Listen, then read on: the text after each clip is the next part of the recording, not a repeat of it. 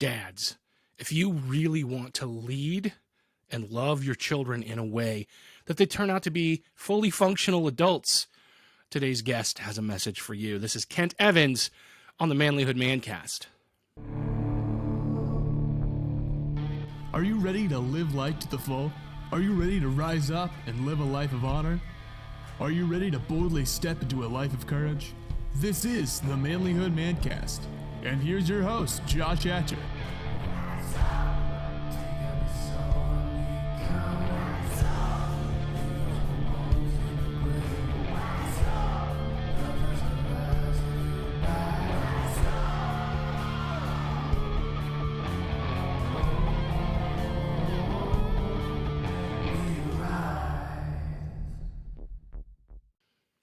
Listen, do you have goals? Do you have dreams? Do you have things that you want to accomplish in your life? Well, I'm going to tell you right now that you don't get there alone. You don't get there without a plan. Nobody climbs Everest without making a plan. You got to know when you're going to stop. You got to know when you're going to break. You got to know how far you're going to go each day. And yes, sometimes that mountain throws thunderstorms at you and snow at you and freezing temperatures at you, and your plan gets derailed. That's okay, but you've still got a plan for that too. Well, that's life. That's what we want to do with your life. We want to help you make a plan, set goals, accomplish something to be a better father, a better husband, a better leader, a better man. And you're going to do it with brothers alongside you because you can't do it alone. That's what the Arrows and Iron Brotherhood is all about. You want to be a part of it? Go to manlihood.com/brotherhood. Today's episode is really awesome. Listen, you guys know that I'm a Christian. You know that Manlihood is not a Christian site. It's not a Christian podcast, but I'm a Christian, and sometimes my guests are Christian. I say that because this interview with Kent Evans is amazing. He's the founder of manhoodjourney.org, which is a nonprofit that provides Christian resources for fathers. And yes, there's Christian resources, but he's also got a lot of good common sense. So whether or not you're a Christian, you're going to get something good out of this podcast. But if you are a Christian, it's going to give you even more. So I want to encourage you to listen to this podcast, listen to what Kent has to say. He's a great guy, and I'm looking forward to more interactions and opportunities to work with Kent in the future. Kent, it is great to have you on the Manlihood ManCast, man. How are you doing today? Man, Josh, what an honor. I'm doing well, brother. Thanks for having me. Yeah, I've been looking at the work you're doing. You're doing some good stuff, man. I really appreciate it, and I'm always glad to welcome somebody else who's on here that's doing the same work I'm doing, helping men. So it's good stuff. Man, it's a blast. It's a blast. Why don't you tell me a little bit about yourself and the work you do? Yeah, I live in Louisville, Kentucky. My wife, April, and I have been married 27 years. We have 5 sons. They're ages 22 down to 7. And we have 3 by birth, 2 through international adoption. Our oldest is married, so we have a daughter-in-law for the first time. Praise the Lord. That's great. We love her. And I was a business guy up into my mid-40s, and I started a nonprofit that helps dads be disciple makers. And so kind of have lived 2 lives, one life in sort of corporate America or international. I shouldn't even say corporate America because I traveled a lot, but corporate world, and then jumped out of that about 6 years ago full-time to lead a nonprofit focused on fatherhood. That's awesome. That's amazing. So yeah, I really believe that emphasis on helping men, man, that's something awesome. You know, I learned a lot about how to be a dad from my dad, but there's a lot of people out there that don't have that. Yeah, you know? You're the minority. Good for you. Yeah, I'm actually surprised how many guests when we're talking and they say I never had that growing up, and it actually just kind of breaks my heart because that's the thing that motivates what we do here, man. Is the fact that you learn how to be a man from other men, right? And guys who didn't have it don't grow up not even totally knowing what all they missed.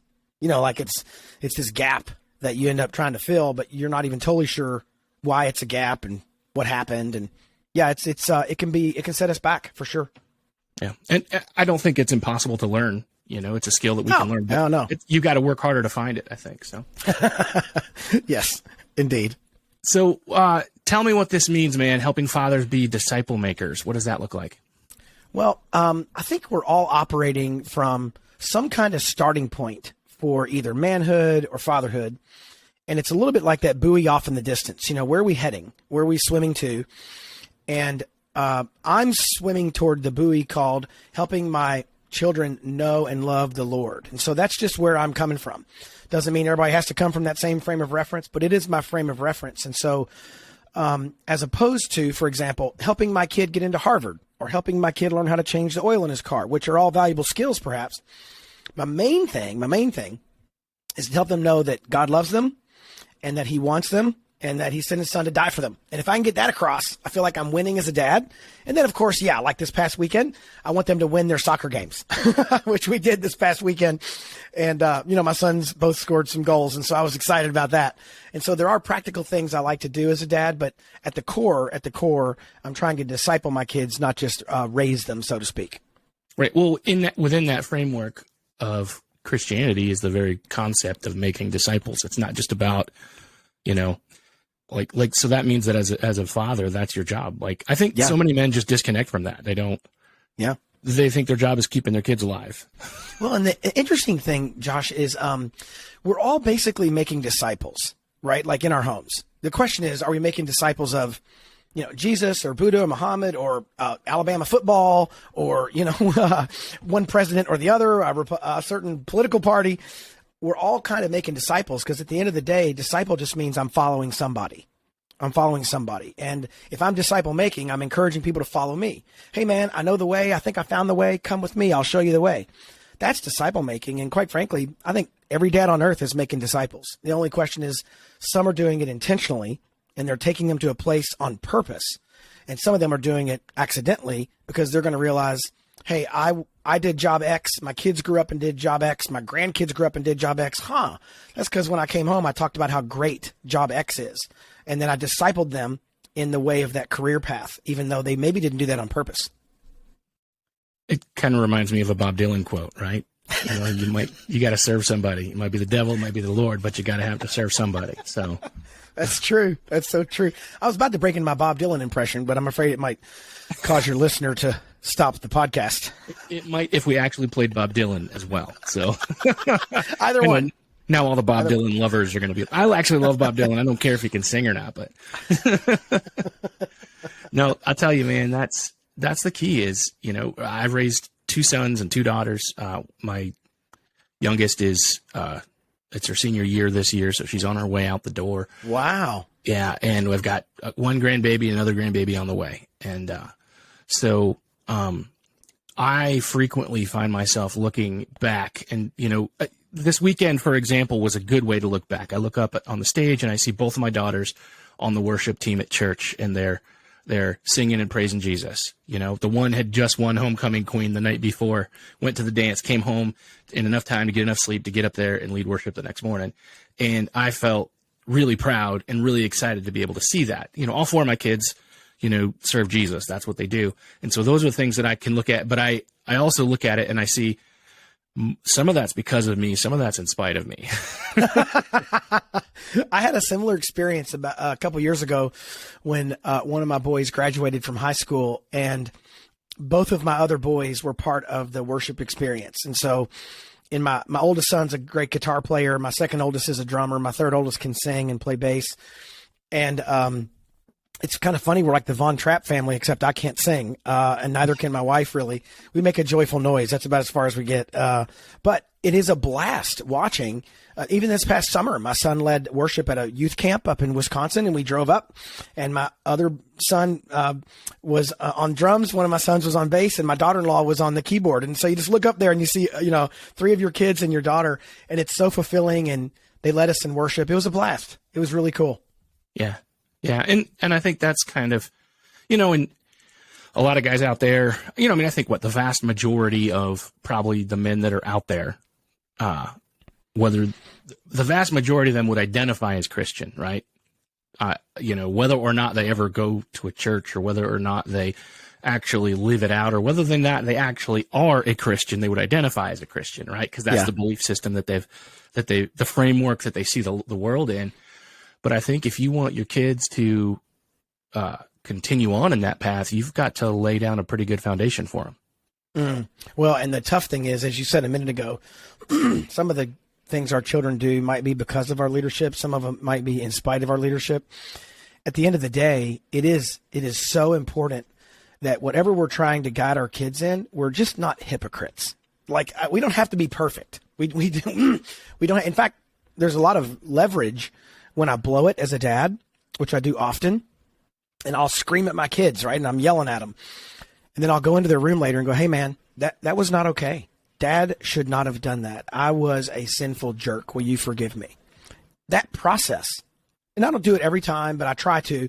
When I do that, I'm being so unhypocritical. I'm a failure, right? I'm being a failure, but because of the apology, I'm not a hypocrite. And I think that's the important thing. I think a lot of dads who are in the church think they got to get it perfect. They got to be Jesus himself, or they got to never make a mistake, or they got to hide their flaws. I don't think so, man. I just think you got to be genuine, got to be real. And I think that rides true again, whether or not you follow Jesus. If you tell your kids that they shouldn't be doing drugs, don't be doing drugs. And if you do, then get off of them immediately and make sure that they can see that. You know what I'm saying? Like change your life, and going in and apologizing and then still acting like a butthole is not going to help them at all. We've got to adjust the way we do things. As they say, more is caught than taught, right? And so we can try to teach all we want, but what our kids are going to actually probably do is catch our priorities. If I want, again, to your point, you don't have to be a Jesus lover to appreciate this, but if I want my kids to love their wives well one day, I've got to set that example in my home. I can't kick them out of the house at 18 and say, yeah, I know I've been screaming and yelling and beating your mom and, throwing things at her, but you should do better. It's just, you can try that, and kids do overcome bad parental examples. However, I just don't want to be a roadblock if I can. Do you think it's ever too late? Oh gosh, no. God, my pastor says one of his favorite things about God is that he redeems. And that's the truth. And that word redeem just means, he can take something that's completely dead, has no life. We see this vivid picture in the Old Testament of dry bones coming to life again, from nothing at all. Dry bones come to life and make this army. And it's never, ever, ever too late. And I've got stories as long as my arm about guys who have turned it around late in life. And sure, you lose some time and there's consequences, but man, if you're a guy listening to this and you think, oh, I'm too far gone, or, I tried to set the example and I failed, or my kids are already out of the house, don't give up, man. It's never too late. And sometimes those later in adult type conversations where you pull your 27-year-old aside and say, hey, I really didn't do it right. I wish I would have, and I'm committed to try to redeem the next 5 or 10 or 20 years, however much I have left. Those conversations can set your kids back on a path, even if the first 20 or 25 years were less than ideal. Yeah. And that's funny because I think that a lot of the mistakes that I made as a dad, I didn't catch until later. I thought I was doing the right thing, right? And now, I heard a guy one time say, parenting's the only job where by the time you know if you did it right or wrong, it's too late to fix it. Yeah. I told my kids when they were younger, especially when they're hitting those teenage years and everything felt like you were constantly butting heads. I'm like, you guys, I'm doing the best I can. I'm going to let therapy sort you out later. And we laughed at the joke because it was funny, but now here we are. And that's what's happening, I see all the neuroses and the anxiety and all the things. And I'm like, I know exactly where that came from. And I'm trying to start making those things right now with them. It is hard to apologize and to try to make that right when you've screwed it up, Oh, for sure. And I think a lot of it comes from our what's our underlying belief system? Is our underlying belief system that we have to be perfect? And I think a lot of dads feel that way. In fact, we've surveyed thousands in our ministry. I got data points from thousands of guys, literally thousands. And if I could brush them with one word, it would be failure. And it's not because they are failing. It's because they feel like they're failing. And then if you press in and go, hey, man, why do you feel like you're failing? The benchmark that they would compare themselves to, right? Like I'm 5'3". If you come to my house, you'd say, man, there's a short guy. I'm a short guy. But how do you know that? Because everybody else is taller. I mean, that's the only way you know that is by comparing me. If I went to certain cultures in the world, I'd probably be average height or maybe a little tall. And so the benchmark is very interesting to me. In my line of work, the benchmark is interesting. If you feel like you're failing as a man, as a husband, as a dad, compared to what? And sometimes you find these bizarro, unreachable, never going to happen comparisons, and that delta is something a lot of guys live with and live under forever. And they don't have to. They really don't have to. Yeah, I'm 6'3", so we should. I'm not out in Louisville very often, but next time we go out, we should go out on the town, and it'd be like, what was that shit? What was that movie with Mutt and Jeff? Arnold Schwarzenegger and Danny DeVito. Danny DeVito, like, yes. Twins. They were twin brothers. Oh, I love it. In college, I had two buddies that were linemen for the University of Kentucky, and so they were like 6'8", 290, you know, like these huge hulking guys, and we'd occasionally walk to class together, and it was like Chuck, Kent, Greg, you know, and they were so much taller than me. It was great. It's all good, man. That's awesome. So you talk about surveying men and getting a lot of data points. What are some other things that you've learned from that data collection about men, about fathers? The number one thing that's always far and away, the number one issue, the question I like to ask guys is, and you can answer this in a minute just for fun, what's your biggest challenge as a father? What's your biggest challenge as a father? And we get those questions, and then we catalog them and warehouse them and codify them into data points we can sort of track, right? So it's qualitative data. If you're a scientist out there listening, it's not quant data, but it's qualitative data. But then we kind of try to gain some insights from it. And far and away, like there's almost not even a second place, the number one thing we hear all the time is the word time. Time. And it comes in all these flavors, right? It's like ice cream, but it has about 7 or 8 different flavors. I don't have enough time. I don't know how to prioritize my time. I'm running out of time. There's not enough time in the day. We hear this quote all the time. And I find that really interesting, where if you ask a guy what his greatest fatherhood challenge is, he instantly goes to his calendar and how much time he does or doesn't have. Like, so for example, if I were to say, what's your biggest financial challenge right now? You wouldn't say time. If I say, what's your biggest athletic challenge right now? What's your biggest health challenge right now? You wouldn't say time. It's interesting, though, the word time is the knee-jerk reaction for the vast majority of dads we survey. And then you get into things like communication, leadership, procrastination, anger. There's a few other kind of top 5, but the gap between 1 and 2 is dramatic. And guys just say they don't have enough time, which is ironic because we all have the same amount of time. Right. So when you get down to it, you and I have the same amount of time as Elon Musk and Marie Curie and, you know, Gandhi and my mother Teresa. Like, we all have the same 24 hours. So I love that whole dialogue around what's the issue with time, because it's really an issue of priorities and mission. Because, you know, if you get diagnosed with cancer, you find time for chemo. You just do. And so the question becomes for men or dads, what's the time enemy and how does it work? It's a fascinating reality I've seen the last 5 or 6 years as we've surveyed dads. So I have a theory on some of that too. I think that as the economy continues to kind of whatever the economy's doing right now, I think that you know that requires more. Typically, that requires more work to make more money to meet the needs, and I think the vast majority of middle class, working class dads are facing that reality that, hey, I want to be able to have dinner with you at the table, but in order to actually have dinner, I've got to work till after dinner, you know? And I think that is a very, right. You know, like now it's not the case for a lot of dads who, you know, maybe are above a certain line, you know, economically, and they go out and they, you know, they have the side by side and they've got the big old truck and they've got, you know, because they've got plenty of money, right? But most of the time it's all debt anyway, so then they end up having to work more, you know? It's a mess how that trickles into your family relationships. It's a major deal. And to your point, especially when you have economic pressure, or you have, like right now, we're recording this at a time when inflation is up. The last 6-7 months, inflation's been kind of crazy. And economists are all predicting the next 12 months going to be just as bad. And, you know, we may not see a turnaround for another year. And so there's the pressure of less and less of your dollars go farther and farther.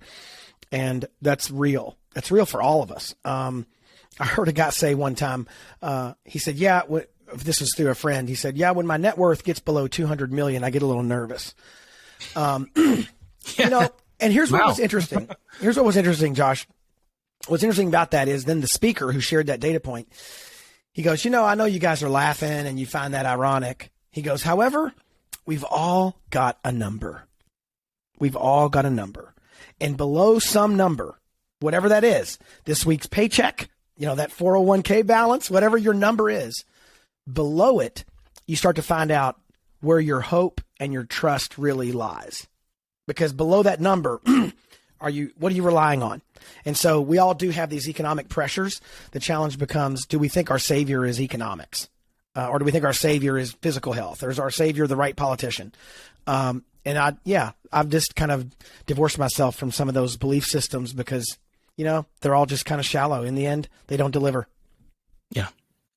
Well, I think that, we can work all we want to try to build some kind of self-sufficiency and some kind of independence, which isn't a bad thing to do. But at the end of the day, what is the most important thing to you? And, I think about these guys and they're like, man, we can't afford to put food on the table. Okay, then what can you afford to get? First of all, that's a horrible place to be in. And I've been there many times.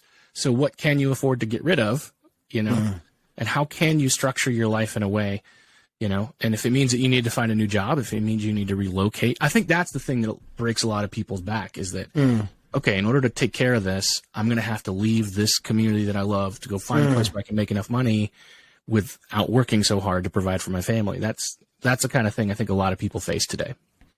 They do. I remember when April and I got married 27 years ago, we both came in. I came in with more, but we came in with a lot of debt.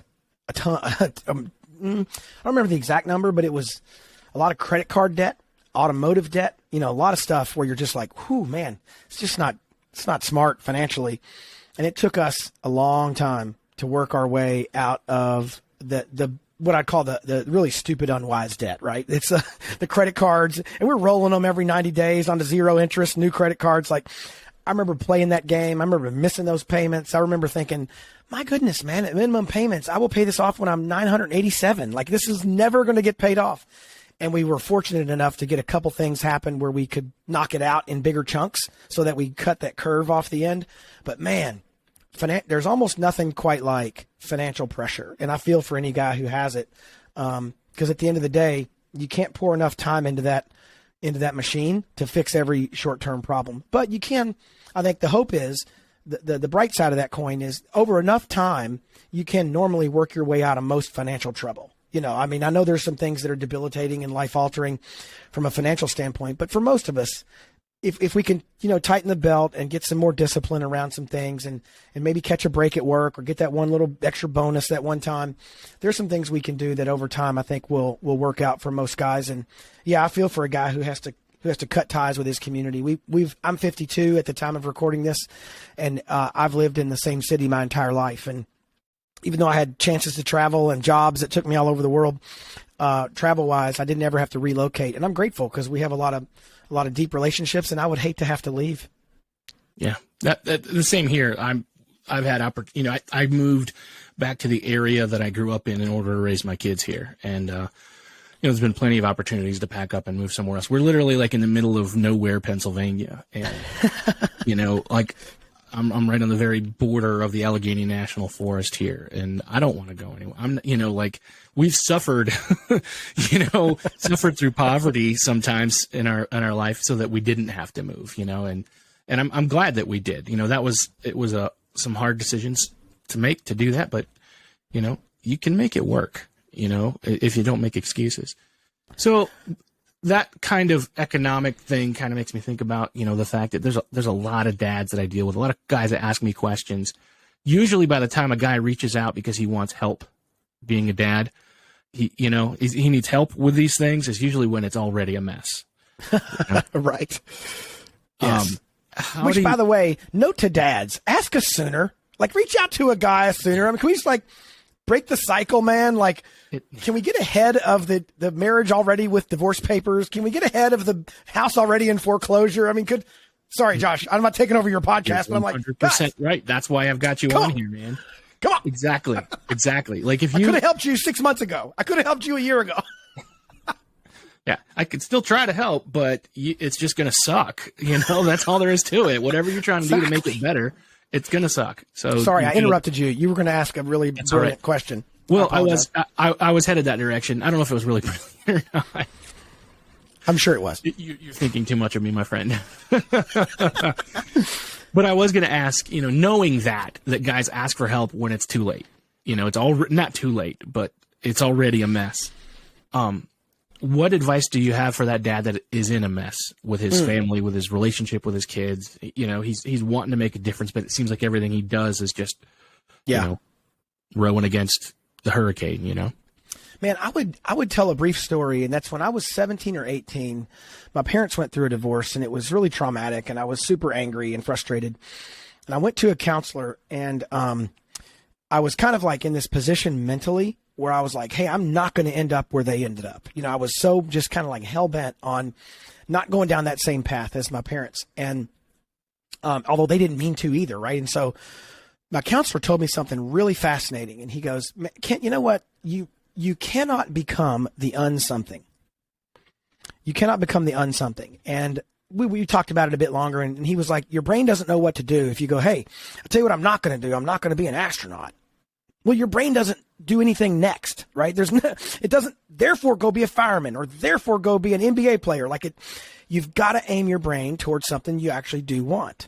The reason I tell that brief story is because most guys, and we've surveyed them, I know the numbers, most guys would say they don't have one running buddy in life who really knows what's going on in their life. Most guys would say that. I think the last number I saw was somewhere north of 60, 70% of guys do not have a running buddy, outside their spouse or kids, who kind of knows what's going on in their life. And that is a dangerous place. That's a dangerous way to live. It's like living in your seat back on two legs. You know, it's kind of thrilling and exciting until, you know, you lose your job or until your wife files for divorce or until one of your kids gets cancer. Then you realize, dang it, man, I don't got anybody around me. I have no insulation. Even in the Old Testament, David had his mighty men, right? If you're a Christian, you just know about Jesus had his 12. And he didn't need them to live, right? But he needed them to be on mission with him. He allowed them to be on mission with him. And so for me, the guy who's right now listening to this podcast and finds himself in like dire straits, one way or the other, either health, economics, relationships, job-wise, and who has no one around him. Man, number one, I feel for you, and I'm sorry that's where you are. But number two, you can solve that problem tomorrow. And that is reach out to somebody. Reach out to somebody. And the reason I tell you that story about when I was 17 or 18, so I asked my counselor, I said, hey, so what do I do? If I don't want to become the unsomething and I got to become something, what do I do? He goes, get around men who have figured out some piece of life that you also want to figure out. He goes, it could be your golf game, your money, your hairstyle. It doesn't matter. And so what I started doing, Josh, even at the age of 18, 19, 20, I started looking for men who had what I wanted. And the way author Mark Batterston would talk about this is the reticular activating system, common brain function. It's what our brain says to ignore and what our brain says to notice, right? So if I came over to your house and I walk in your front door, I might look up at the wall and go, man, that's a cool picture of your family. And you'd look up at that picture and go, I forgot that thing was there. Why is that? Because your brain eventually tells you, hey, man, stop noticing that picture. It's way too much information to process, so knock it off. So if you've ever rented a car and you rent a red car, what do you see all day? Red cars. Why? Because they all showed up? No, because you just started noticing them. So around every guy listening to this show are 3 or 5 or 10 or 15 guys who could help them. And all they got to do is start driving the red car. They just got to start noticing the men around them and then grab coffee. I think one of the best life insulation devices in the world is Starbucks. Just ask a dude to go to coffee and say, hey, man, you seem to have your marriage kind of squared away. You seem to like always be the dude buying lunch. Like you don't seem to have a lot of financial pressure, or your kids actually seem like they relatively like being around you. Whatever you can notice about that guy, man, go ask him. Ask him why. Like even before we started recording, I was like, Josh, if you got 5 minutes after we're done today, I want to ask you some questions about podcasting because you're farther down the podcasting road than we are. And I'm 52. I've been doing it now for 35 years. I'm wired to pull knowledge out of other men. And I just encourage guys to do that. The men are around you. They're all driving red cars. You just got to notice. Yeah. Yeah, I think sometimes that's hard because our culture has this idea that you're not supposed to show any kind of weakness or and it shouldn't be that way, but it is sometimes, you know. I think it's kind of awkward to say, I need to learn from you. And if you're at that place and you're not willing to ask it, okay, then at least just spend time with them. I think it'll rub off. Yeah. Well, I would say, like, to the guy who's not necessarily a Christian or who's not necessarily looking at it through the Jesus lens, there's a very practical, like, Machiavellian means to an end, mercenary way to look at it. If I can learn from your skills and experiences, I can save myself a bunch of trouble.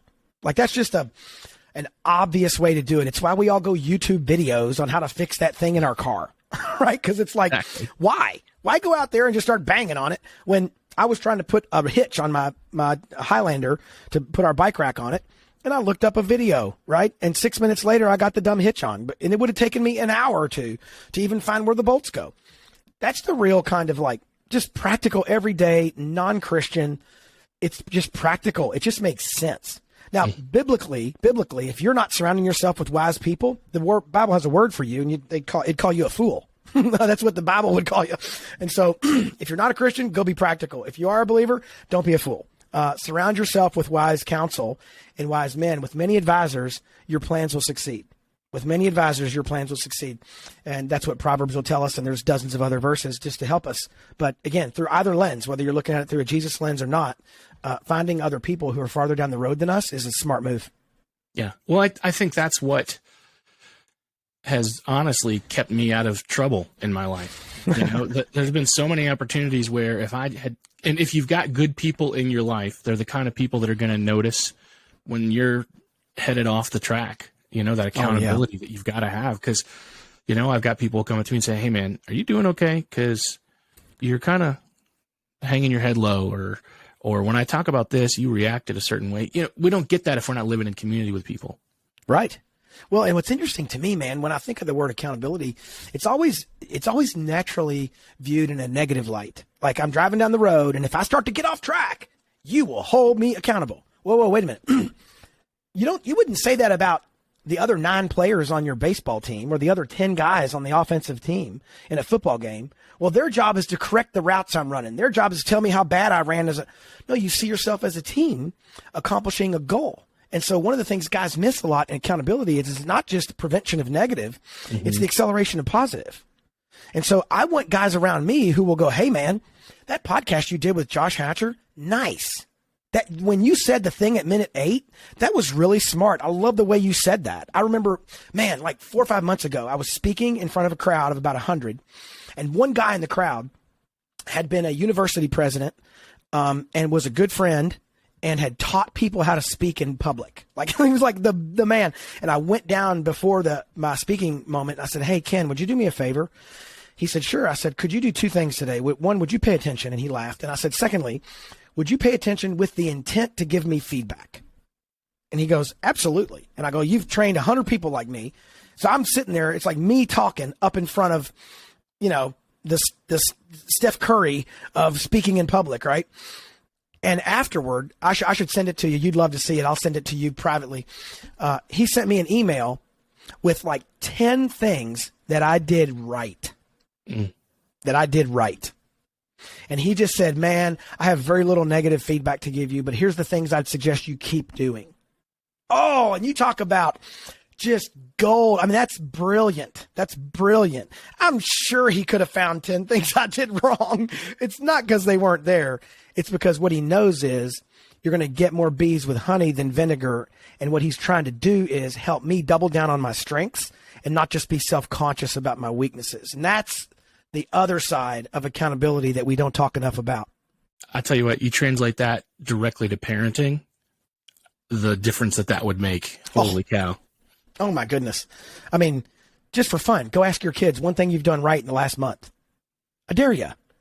You'd be surprised. They'll come up with more than one. But you will also get a lens and a view into their heart and what they value. Mm-hmm. Well, and the same with them. How often are we having to bring correction to them when, you know, like, dude, you did the dishes wrong. There's food all over these dishes. You know what I mean? I mean, exactly. It's not that you can't ever say those things. You have to say them sometimes. But what if I don't know, you just got me thinking, man. Like, what if I took that? Oh my goodness! Instead of point everything wrong, start highlighting the things they're doing right, because then they know, oh, I'll do it like that. Yeah. Hey, man, marriage and parenting are 2 of the best places to pour positive feedback into the top of the meat grinder and just see what comes out the bottom. See what comes out the bottom. Catch your kids doing something right. Tell your wife that thing about her that you love that she did. My wife is, by the way, an amazing accountability partner, both in the both negative and positive light. She'll tell me when I'm off and she'll tell me when I'm on. But she is an amazing, amazing hostess of other people. If you come to my house, you're going to feel welcomed and honored and well treated. Not because I did it. I'll probably be down in the basement recording a podcast while you're upstairs. I'll be like, I'll be there in a minute, But when you come here, and the other day I told her, our son came home from college and he brought his girlfriend. And I told her after that weekend, I said, hey, honey, man, you make our home a great place to come to. And I'm super grateful because our kids want to be here. And it's not just because I'm a nice guy, although I try to be, but it's because they know mom's going to take care of them. And even their friends and their girlfriends and their guy friends, they're going to feel welcomed. And I want to tell my wife, hey, that's a gift you have. Way to go. Keep going. Yeah. I mean, that's almost contrary to human nature, I think. You know what I'm saying? The book of Hebrews, for the Christian, again, the book of Hebrews says, let us not give up encouraging one another. Let us encourage one another. And it says, it connects it to the fact that the days are evil, that the fact is we're running out of time. You're running out of time to encourage the people around you. And odds are your kids and your wife don't have this full bucket called, gosh, dad encourages me so much. I just wish he'd stop it. I'm sick and tired of all that great encouragement my dad gives me. I don't think any of our wives or kids are out there saying that. I'm positive they're not out there saying that. I am positive they're not out there saying, man, I just wish he would stop saying nice things to me. Oh, let's do it. I think we can do it, man. And it's one of those weird, it's a gift that keeps on giving, because when you give the gift of encouragement, you also feel better for having done it. Yeah. Yeah. I think that's excellent perspective and advice on that. So what else do we need to know, man, about raising a family, about making disciples in our home? What else do we need to know? Man, I think the baseline is, do we have the buoy off in the distance? We've talked a little bit about that. Where are you headed? If you're headed toward economic superiority or them voting a certain way in every election, whatever. I'm not even judging all that. I'm just saying knowing where you're headed is a big, big deal. Secondly, being non-hypocritical in the process. That doesn't mean not failing.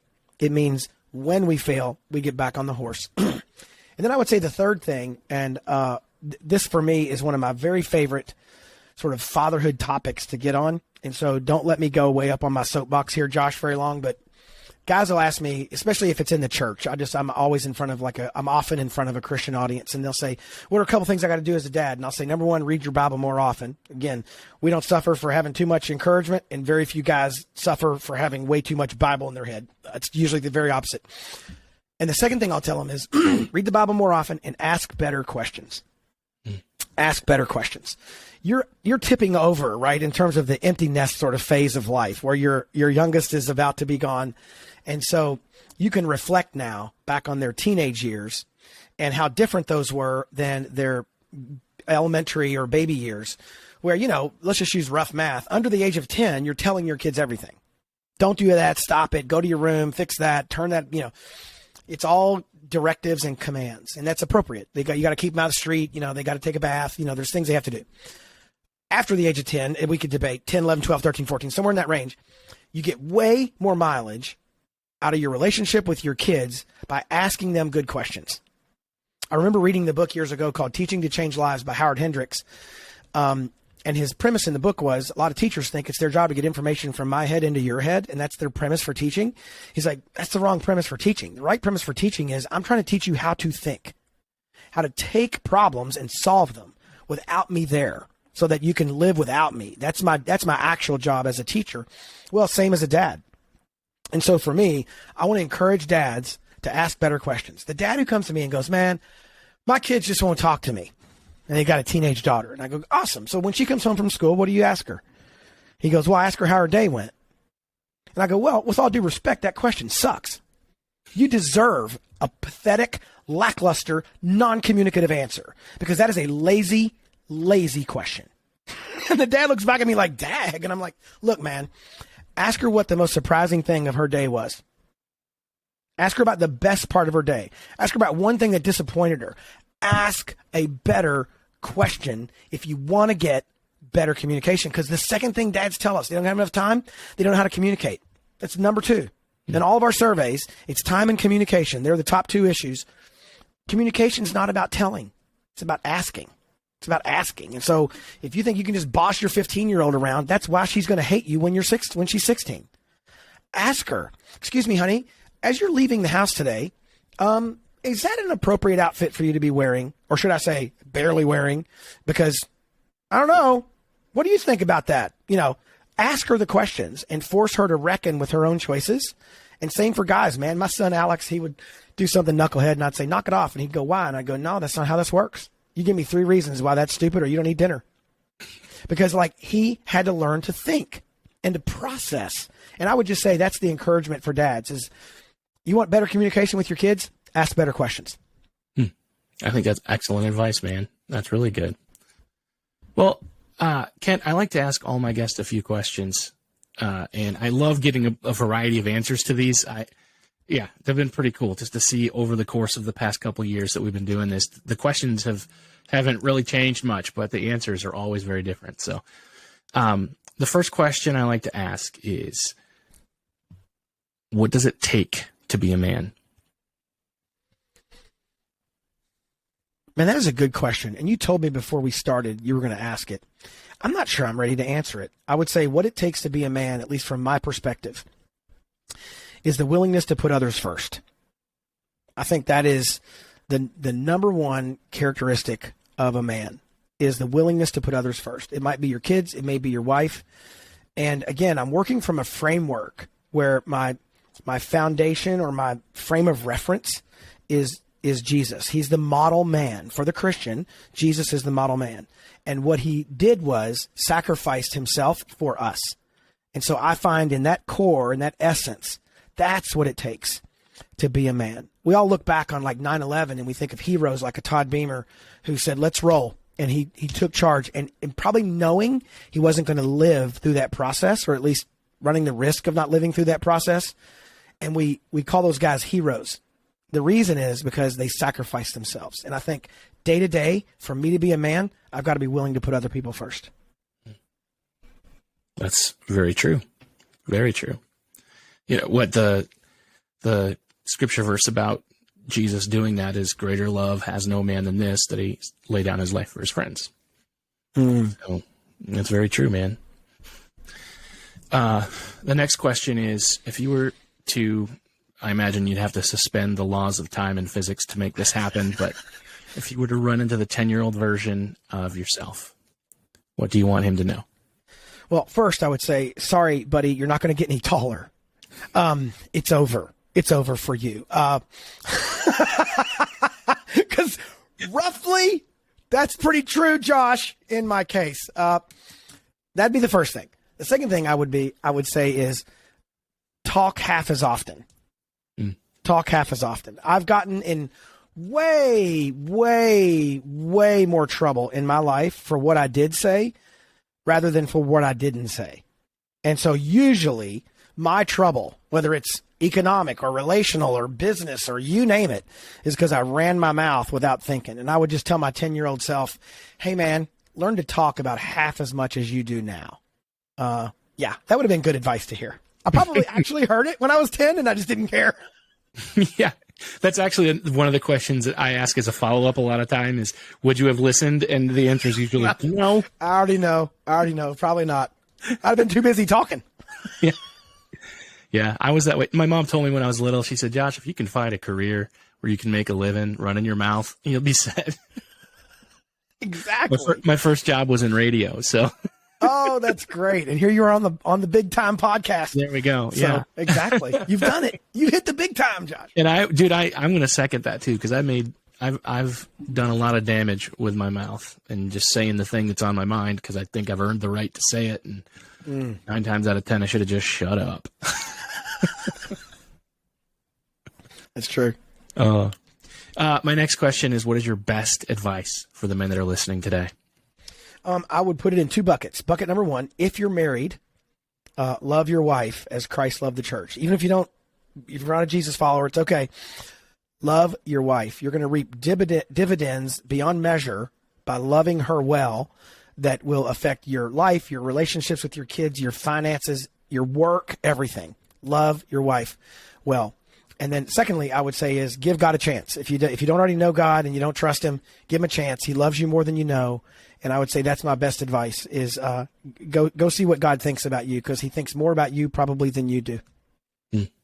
That's excellent advice, my friend. I really appreciate that.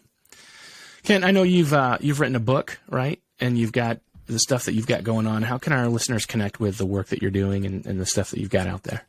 Well, first, I do a $1,000 a month coaching program. No, I'm just kidding. It's a joke. Okay? Yeah, we actually talked about that at the beginning. That's not to slam coaches. It's not a negative. The whole scheme that seems to be what all men like to promote is, hey, pay me $1,000 a month so that I can teach you how to ask people to pay you $1,000 a month. There will be no value. However, hey, at least back when I was in the Amway business, you got really great laundry detergent. Okay, right. At least you got the really good dish soap and laundry detergent, and the cosmetics were fantastic, according to my wife. So, right. At least you got great products. What was the question? I was actually asking how people can connect with you. What's the best way? Okay. Best way would be our ministry that we launched about 12 years ago is called Manhood Journey, and it's intended to help dads become disciple makers. So we got tons of resources for the dads. Pretty much all of them are going to be from a biblical or Christian worldview, just as a heads up. And but you can go to manhoodjourney.org. That's manhoodjourney.org. That'd be one way. Or you can snag our latest book called Bring Your Hammer, which is 28 life lessons for the dad from the book of Nehemiah. And you can find that on Amazon. Just search for Bring Your Hammer. Awesome. Great. So I really appreciate you taking the time to talk to me on the podcast today, man. This was good stuff. No, it's a blast, man. I enjoyed the chance to get to know you a little bit. Yeah, I'd like to have you on again sometime, so I'll add you to my list of people to call back down the road a little bit. So I will be the same height as I am now. I just want to let you know. Yeah. Well, you know what? If everything goes right, I'll be the same height. I actually may be a bit shorter. It's like I'm at that part of my life where it's starting to go the other direction. Yeah, that can happen. Awesome, man. Well, thank you so much for being on the show with me today. My pleasure, Josh. Keep up the good work, man. I love your show. Thanks. Kent Evans, thank you so much for being on the Manlihood ManCast. I appreciate you so much, brother. I think he's doing great stuff, so make sure that you click on the show notes and you click through to his links. I want you to support the work that he's doing at Manhood Journey because, again, whether or not you're a Christian, this is just good advice. It's practical advice that'll help you to be a better husband, a better father, a better leader. This is good stuff. So we want to support the work that Kent is doing. Listen, also, I just want to invite you, if you are a man that's listening to this podcast, I've got something for you. We've got the Manlihood Man Cave, which is our private Facebook group. It's free to join, and there's great advice and great community happening there in the Man Cave. And that's for anybody. So if you're on Facebook and you want to be a part of it, just go there, send a request, answer a couple questions, and we'll add you to the group. We'd love to have you. And make sure you introduce yourself. Tell us where you're at. Tell us how you heard about it so that we can connect with you and help you grow together.